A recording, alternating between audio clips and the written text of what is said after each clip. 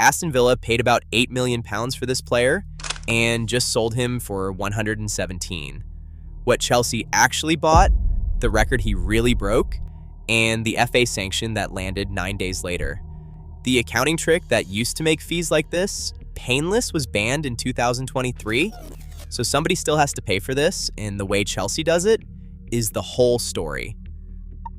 On July 22nd, 2026, Chelsea finalized the signing of England forward Morgan Rogers from Aston Villa.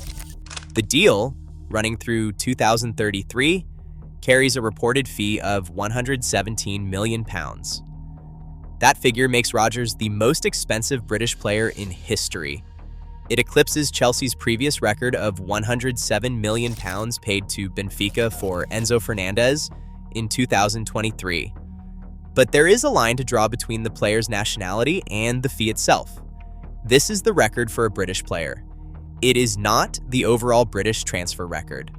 That benchmark still belongs to Alexander Isak's move to Liverpool in September 2025, which cost around £125 million.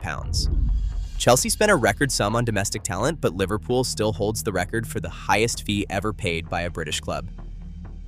In January 2024, Aston Villa bought Rogers from Middlesbrough for a reported £8 million. Just 2.5 years later, they agreed the £117 million sale to Chelsea. That represents a gross multiplier of roughly 14 times the original fee, marking it as one of the most explosive trading gains in recent Premier League history. This multiplier compares the raw, reported transfer headline figures rather than Villa's ultimate audited net profit. But as a baseline measure of rapid appreciation, it isolates exactly where the modern market creates massive, sudden spikes in asset value during a short holding period.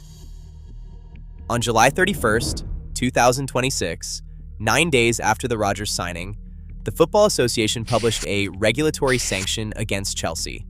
The order imposed a £10 million fine and a 2-window transfer ban suspended until June 30th, 2027.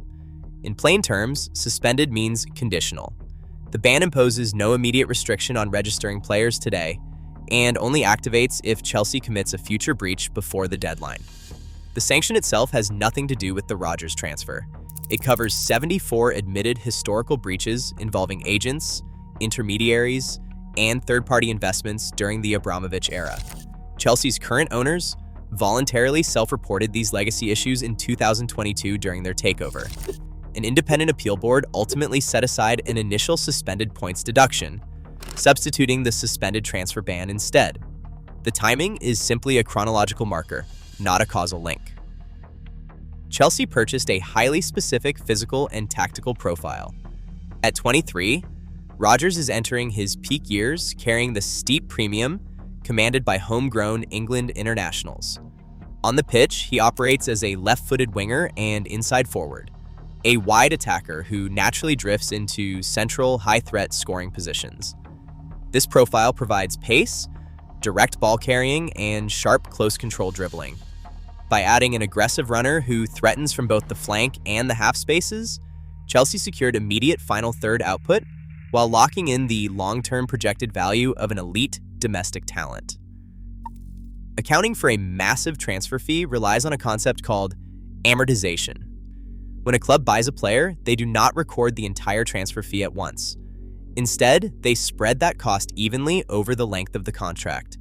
Historically, Chelsea took advantage of this by handing out ultra-long 8-year contracts to spread the annual accounting charge as thinly as possible.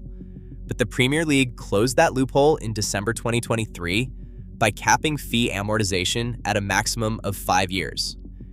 This rule change directly impacts how the Rogers deal sits on the books. Although his contract runs until 2033, Chelsea cannot spread the cost over those 7 years. The £117 million fee must be divided by the 5-year limit.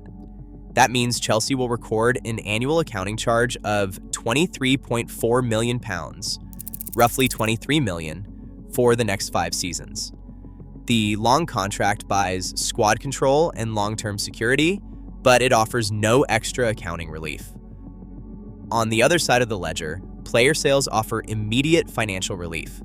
While acquisition costs must be spread over 5 years, sales book profit on completion. This season, the Premier League replaces profit and sustainability rules with the squad cost ratio, capping total squad expenses, including wages and amortized fees, at 85% of football revenue. Though no specific outgoing figures are supplied to prove they funded the Rodgers deal, these newer rules shift regulatory scrutiny entirely onto squad trading. Whether this framework will ever establish an effective ceiling on Premier League fees remains to be seen.